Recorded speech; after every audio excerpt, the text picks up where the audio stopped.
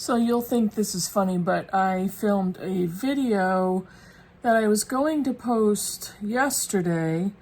I just filmed it a couple of days ago. I edited it, I added all of the description to it, I uploaded it, I put it on YouTube, and I scheduled it. And then I started to think about it, and I looked on my channel and realized that I had filmed almost the exact same video about a month and a half ago.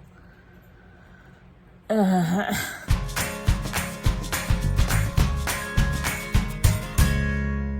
BookTube, it's Kim at Middle of the Bookmarch, and today's video is about auto-buy authors. And I was thinking about this after I had to delete forever my last video, because as I just said in my intro, I repeated almost an exact video.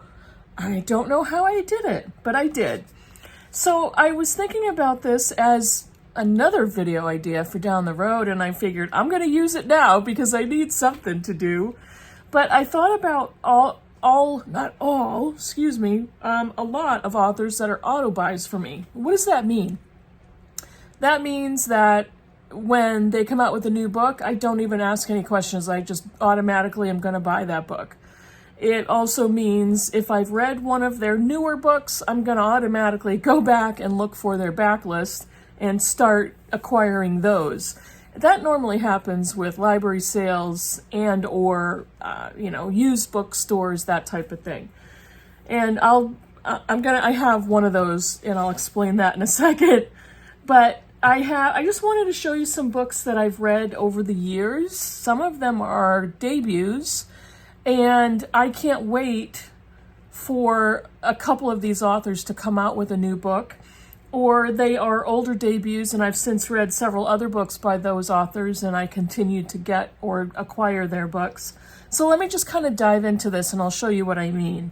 Now, the first one that is auto-buy for me, and almost wasn't, based on her last book before this one.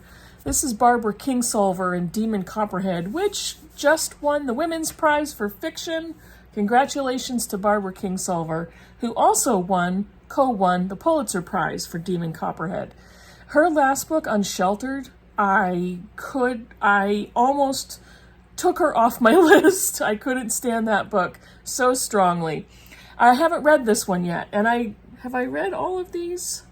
Yes, except for this one. This was the only one so far in my pile that I haven't read yet. But Barbara Kingsolver is an author who I will almost always buy her new books. And I will look at the description, and if it's truly something I'm just not interested in, I may pass it by, which I should have done with Unsheltered, but unfortunately did not. So I have this waiting for me, and this one I know is going to be different because I have heard so many rave reviews about Demon Copperhead, so I am looking forward to that one, and I want to get to that soon. The next one is Maggie O'Farrell, Hamnet, and I've read her memoir, I Am. I read Hamnet, which I just adored. I absolutely love this book. This is one of the prettiest books I have, and I'm not going to take it all apart, but even the underneath, okay, just the front. That's the front naked hardback. I mean, you don't get much better than that with those end papers. But I really enjoyed her memoir. I didn't love it, but I enjoyed it. This book I adored. It brought me to tears, and that hasn't happened very often in the last couple of decades. But then I read The Marriage Portrait, and it was good, but it just did not invoke the same experience for me that Hamnet did. But I will continue to buy Maggie O'Farrell's books. Now, this next author is one of the ones I had mentioned. This is Alice Hoffman, The Dove Keepers, and she's a favorite author of mine.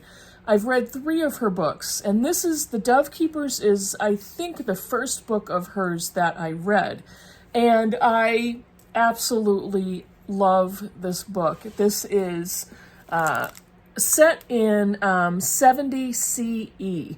900 Jews held out for months against armies of Romans on Masada, a mountain in the Judean desert. This is it's a novel. It's a fictionalized account of the historian Josephus, who has written these stories down, this history down. And she is writing about a group of women who keep doves. But it is so beautiful, and the story is so compelling. After I read The Dove Keepers, I read The Marriage of Opposites by Alice Hoffman, and also her book Faithful. And I now own 13 Alice Hoffman books because it doesn't matter. I just went back to her backlist, and she's coming out with a new book soon, which I will automatically get. I may pre-order it. But I love her writing, and I'm always going to be very excited when she comes out with a new one. A book I recently read, the beginning of this, no, I think it was last year. Time is all blending together. I don't remember.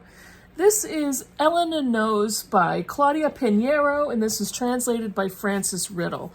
I loved this book, and she's got a new book coming out that I pre-ordered that I should be getting in July, and I will write the title here because I forgot it off the top of my head, and I didn't put the work in to figure out what it was. This is the story of a woman, Claudia, who is not Claudia, that's the author's name, Elena, whose daughter Rita has been found dead hanging in a church bell tower. And she's kind of unofficially investigating what happened to her daughter. But Elena has advanced Parkinson's, and so this takes place in one day of her trying to get across town to ask some questions and get the support of some people to try to find out what happened to her daughter. I loved it. I thought it was so well written. The story is so unique, and I can't wait to get her new book. I just finished this one not too long ago. This is 1,000 Ships by Natalie Haynes. This is her retelling of the Trojan War, and I just bought her newest novel, Stone Blind, her retelling of the Medusa story, and I went and bought, Pandora's Jar, Jocasta's Children.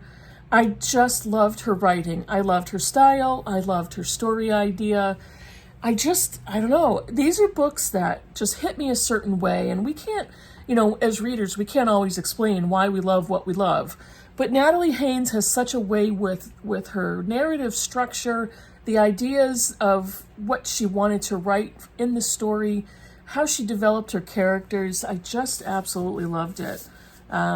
So Stone Blind, I've always been really interested in Greek and Roman mythology, and Medusa is has always been just such an interesting character, and I can't wait to read Stone Blind. I have so many books that I need to read that I'm getting overwhelmed with. What do I do? When do I read them? I don't know. Okay. Now, these next books are all debuts in some form or another. And some of them are older, so I've already bought other books from these authors, and two of them are true debuts, that they're very recent publications, and these authors haven't come out with their next books yet. This is the first one. This is Black Cake by Charmaine Wilkerson. I just thought this was exceptional. And it's new. It's pretty new. So Wilkerson has not come out with her new book yet. This is 2022 publication. I don't know when and if she's coming out with another one, but I truly hope she does. This is the story of a brother and sister who have lost their mother, and she leaves them in the freezer a black cake that is a family recipe, family tradition, and along with this cake, she leaves a will and a lawyer who explains to the siblings about her mother's secret life. So I absolutely loved it. I thought it was so good. There may be a few things about it that you can tell it's a first novel. I don't care, because it was a page turner, and I was so happy when I finished it because of all the discoveries and the food. It was just really good. The next one is this author's debut novel, but it's not a brand new novel. This is a first in many books, and I have since acquired all of this author's books. This is Tana French in the Woods, and she is the author of the Dublin Murder Squad series, This is her first in that series, and she also has 2 standalone novels, The Searcher, which I read, and The Witch Elm, which I haven't read yet. I read this book, and then I read the second one, which is The Likeness, and then I read The Secret Place, which is out. I read it out of order and didn't realize it, and I'm going to read it again in order. But In the Woods is a police procedural mystery, a ton of French. It is an Irish author. The story set in Dublin. That's why it's called the Dublin Murder Squad. And some of the same characters are connected through each of the books, and it's just so good. And her writing is kind of dense. It is complex, but she writes with so much clarity. She has such great character development and just interesting stories with a great mystery. I just loved it. This book, I was so giddy after I finished it. It's Jess Kids himself. This is her debut novel. I since have acquired all of her novels. I also had read Things in Jars last year for the BookTube Prize. I think it was last year. And I really enjoyed that book. So I started looking at her other novels, and I picked up the rest of them. And this one is her first, and I read it and just loved it. Again, she's another Irish author. It's set in Ireland in the 70s, and it's hilarious. It's kind of a ghost story and a mystery. Excellent story. So funny. The dialogue, the characters are just so funny. Kind of a prodigal son story. But I love Jess Kidd's brain. I love how she thinks. I love her writing style. And her latest book is The Night Ship, which I have not read yet. I haven't read it yet. Again, another new release that I am trying to figure out when I can get to it. When can I get to it? Okay, these last 3. This one is The Bees by Lelaine Paul, and this was such an original story. She writes about a beehive and the community of bees, and she writes them as if she humanizes them. So she's writing their story as if they were humans. They think like people, they act like people, they develop community like people. And the characterization, the originality of her thoughts and her story was just incredible in this book. It's also a conservation story, a global warming story, and she writes it using animals. And that's not for everybody, but I just loved it. And I wasn't really sure what to expect, but I absolutely love this book. And I have since purchased Pod, which I haven't read yet, and I do have The Ice, I think is her other novel. So I do have both of those books waiting for me. I don't know what I'm doing to myself because I'm not going to be able to read all of these books. This book is, I don't remember if this is her first novel. I don't think it is, but this is her first novel that was translated into English. This is Hurricane Season by Fernanda Melchor. I've since purchased her 2 other novels. I believe she has a 4th book, but I'm not sure it's translated into English. This is translated from the Spanish by Sophie Hughes. And this is the story set in Mexico. Melchor is a Mexican author. And this is just a gruesome, raw, really dirty, horrific novel of femicide and misogyny and toxic masculinity. But man, can this woman write. And it's so powerful. Her writing is so powerful, and it's a very difficult novel to read. But it stayed with me. It struck me. This is the type of novel that I really can get into, but have a very difficult time recommending it to anybody. But it is very good. Very, very good. And the last one is another true debut, brand new. She was I believe the youngest author nominated for the Booker Prize. And this is Nightcrawling by Layla Motley. I thought this was a stupendous debut. This is one of the best debuts I've read, and I am just waiting for her to write another book. She was 17 when she started this novel, and I believe 20 when it was published. And this is the story set in Oakland, California, of a teenage girl who basically has to take over to figure out how to make money to survive after both of her parents are either dead or in prison, and her brother has just abandoned her, and she's just a middle-aged, not middle-aged, but mid-teens girl with no skills. She's still in high school, sort of, and she has to figure out what to do. And night crawling refers to the fact that she resorts to street prostitution to survive. But it's so much more than that. It's so much more than that. And what a talent in this young author, and I can't wait to see what she comes out with next.